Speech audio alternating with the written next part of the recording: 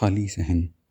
برآمدے کے فرش پر بیٹھ کر میں نے دیوار سے ٹیک لگا لی۔ سامنے ٹائلوں سے بنا ہوا وسیع صحن تھا۔ دیر تک میں اس صحن کو دیکھتا رہا۔ ظاہر تھا کہ وہ کوٹھی سفارت پاکستان سے متعلق تھی، دفتر یا شاید گھر یا مہمان خانہ، پتہ نہیں کیا۔ لیکن وہ صحن خالی کیوں تھا؟ حج کے دنوں میں پاکستانی سفارت کا اتنا وسیع و عریض ٹائلوں سے بنا ہوا صحن خالی کیوں ہو؟ مجھے ایسا محسوس ہونے لگا جیسے اس صحن کی ایک ایک ٹائل پاکستانی زائرین کے لیے رو رہی ہو، چلا رہی ہو، بین کر رہی ہو۔ پھر آہستہ آہستہ وہ بین سسکیوں میں بدل گئے، جیسے کوئی سسکیاں لے لے کر آہوازاری کر رہا ہو۔ اے اللہ! کیا میرا وجود اتنا ہی بے مصرف ہے کہ ان متبرک دنوں میں بھی مجھ سے کوئی کام نہیں لیا جا سکتا؟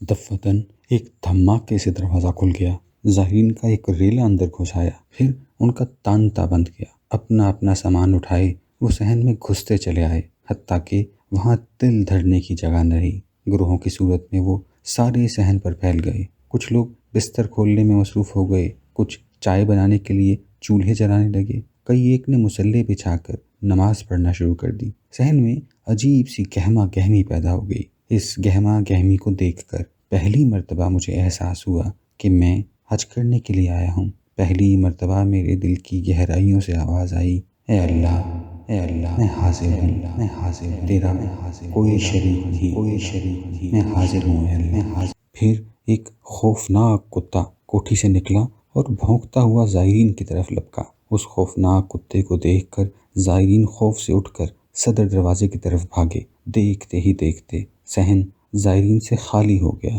دیر تک کتا صدر دروازے میں کھڑا ہو کر بھاگتے ہوئے زائرین پر بھونکتا رہا۔ پھر وہ مڑا، میری طرف دیکھا، رک گیا، پھر مجھ پر بھونکنے لگا۔ لیکن یہ بھونک اور رنگ کی تھی۔ اس میں دھمکی نہ تھی، تمسخر تھا، جیسے تانے دے رہا ہو کہ تو یہاں کیا کر رہا ہے؟ تیرا یہاں کیا کام؟